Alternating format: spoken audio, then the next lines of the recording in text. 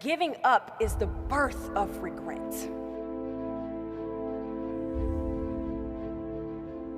The reality of life is that we will all hear more no's than we hear yeses. In the summer of 2009, I was 19 years old, working a summer position at Target between my freshman and sophomore year at undergraduate school. I was working in the women's clothing department, and I noticed a lady staring at me from across the aisle. I figured she probably had a few screws loose, so I attempted to ignore her very intense stares. She eventually manages to make her way a little bit closer and closer to me where I was working until she eventually walks up to me and says hello. I say the famous Target quote, which is, "Hi, may I help you find something?" She then asks me, "Were you born in this country?" And I was immediately offended. And I said, "Yeah, I was born in this country." And then she says, "Do you have any kids?" I said, "No, I don't have any kids." She then asked me if I was married, and then I said, "No, ma'am, I am not married." She says, "How old are you?" I said, 19. "May I help you find something?" She then says, "You are the most beautiful girl I have seen." And I said, "Oh, thank you." I didn't work that much for my makeup, but I did the best I could, but thank you. And then she says, "I think you could be the next Miss USA." And I stare at her in pure disgust and said, "Pageants? You're telling me pageants like Sandra Bullock, Miss Congeniality. Pageants? You think I should compete in pageants? I'm in the Army, okay? We don't do pageants in the Army." She then asked me to meet her at Starbucks the very next day before my next shift at Target. And she just wanted to do a little bit of explaining when it comes to what pageants is. And apparently I was a pretty open-minded 19-year-old because I actually agreed to meet her the very next day. The next day she brought this foot-tall stack of pageant books and proceeds to convince me to enter into a state pageant 3 months later. For those who do not know, when it comes to Miss USA, you have to win your state first, okay? So 3 months later, I compete in my first pageant, and I lose. I go back the second year, compete in the state pageant, I lose. Go back the third year, compete in the state pageant, and lose.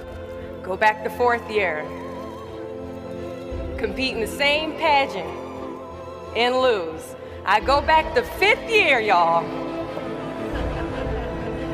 compete in the state pageant and lose. But guess what? I go back the sixth year. Guess what happens?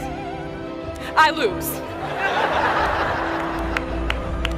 I called her on the phone and said, "You told me I could be the next Miss USA."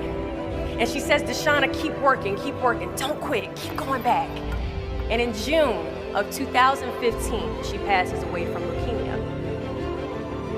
6 months later, in December 2015, I win Miss District of Columbia, USA.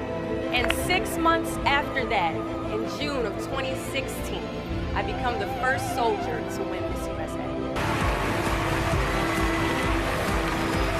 Giving up is the birth of regret. Giving up is something I did a lot of growing up, and I don't think I really challenged myself to stick anything through until I joined the track team in middle school.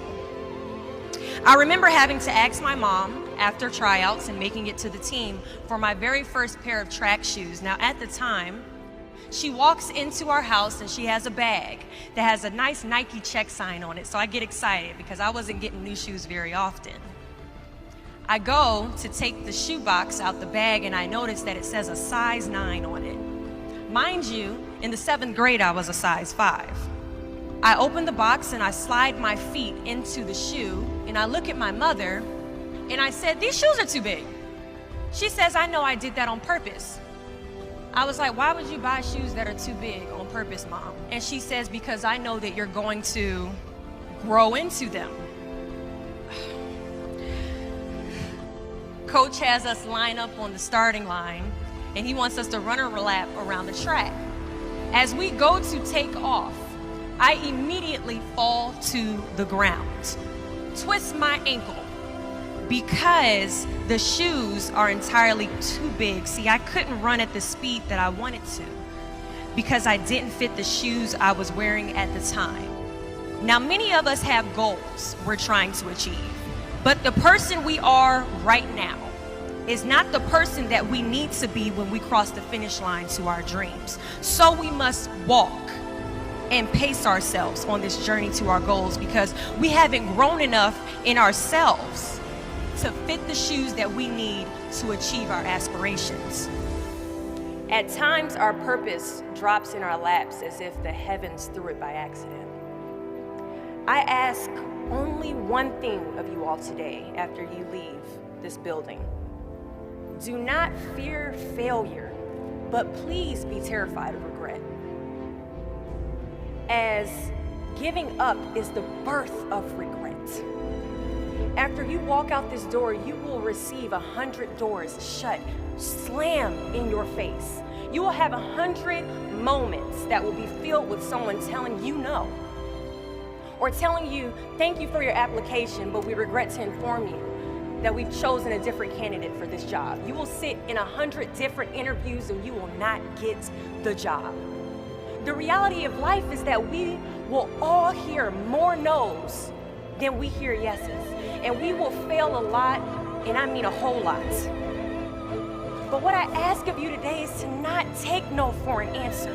Don't be afraid of no's. Be afraid of the possibility of a yes that you have prematurely destroyed because you decided to quit before the clock strikes 12. You can ask anyone, friend, family, anybody.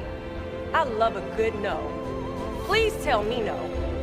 Telling me no is like adding fuel to a fire that is now set ablaze because of your single no. I love additional reasons to work harder. Please give me a reason. So today I challenge you to fight, to work, to not stop here, to believe so heavily in your aspirations that you too will not fear the word no, but instead you will choose to welcome it.